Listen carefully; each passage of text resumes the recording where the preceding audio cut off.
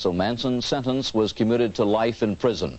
Now there's a book, Manson in his own words, as told to Newell Emmons. Emmons is an ex-con who first met Manson while serving a short term in prison for car theft. And true to the unwritten code of the underworld, Manson cooperated on the book because he owed Emmons a favor. Today, correspondent Heidi Schulman went to talk with Manson to find out, after all these years, is there any remorse? Is he sorry? Does he feel guilty?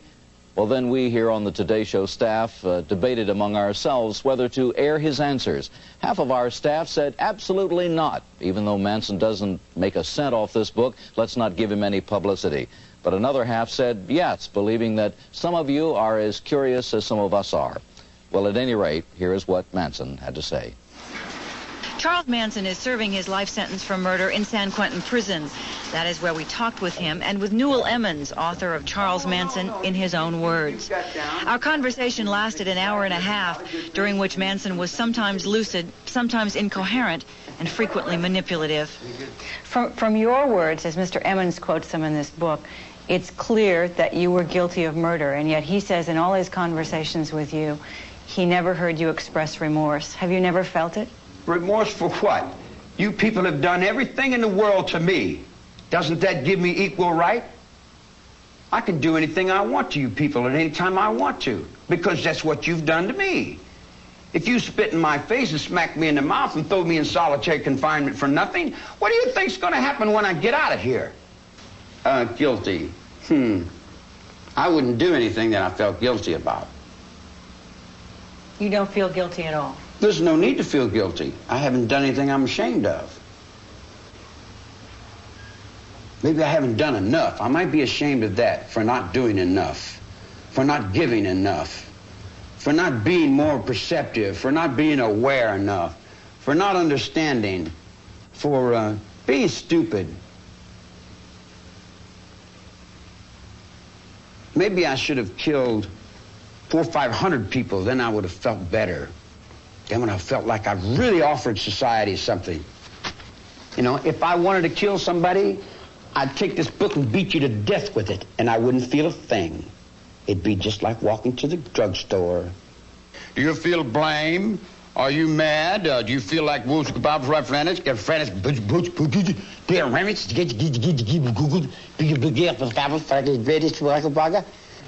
Newell Emmons is an ex-convict who first met Manson in prison in the 50s. He claims he wrote the Manson book after 7 years of conversation with Manson to show that he's no leader, no guru, but just a loser. Why should anyone care to read this book? My purpose when I first started was virtually to destroy the myth. I showed that he's not as complex or as the occult leader, or etc., that he's been projected as being. I don't fit in society, and I am incompetent. I'm definitely incompetent. No, that's not what I said. Well, I say that. I say that. No, there's nothing wrong with being incompetent because you don't have to do as much. If you're competent, then you got a lot to do. See, but there's another aspect of it too. I've learned to reflect. I just reflect back. I know I don't know. I know I'm stupid. I admit I'm a petty whatever. I've never been a success at anything. I even got to the point where I didn't want to be a success at anything. What would being a success, what does that mean, you know? Money? Oh, I've had all the money in the world 3 times and I had to give it back. That's a stupid little game, you know? My awareness and my consciousness is not the same as somebody that goes to school and has a mom and dad. See, not having parents have left me in another dimension, so to say, you know. I don't have no bad going for nothing. I don't judge. I hardly even think about too much. It's hard for me to remember breakfast. In fact, if I didn't have 2 or 3 girls to help me, I would pretty much be lost and I wouldn't know what the hell I'm doing. You write that in all your conversations with Charles Manson, he never expressed remorse. Have you seen any today? I mean, perhaps he believes totally in his own mind that he's not guilty. You guys got this stuck in your head that I've murdered somebody. You've got it stuck in your brain that I murdered somebody. What do you want to call me a murderer for? I've never killed anyone. I don't need to kill anyone. I think it. I have it here. Who is this man you've been talking to for 7 years? Well, to me, he's a convict that was a failure. I mean, he's the person that is not capable. I mean, and I still lay it to the way the book reads. It wasn't to start cleaning the earth or anything. I mean, there was a drug burn that initiated the first one, and the black guy, the first tone of violence that surfaced anyway. And then the death of Gary Hinman, there again it was dope related, and it just kept feeding from there, and so it had no spiritual aspects at all. It was just a bunch of guys out there, kids out there that was living, doing their own thing, and it used to be party time and play time, and then through drugs and the whole bit, well, it started getting a little bit nasty, a little bit meaner, and first thing you know, there's murders.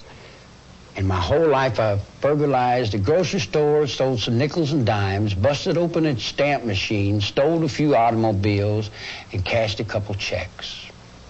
I'm a petty car thief. I've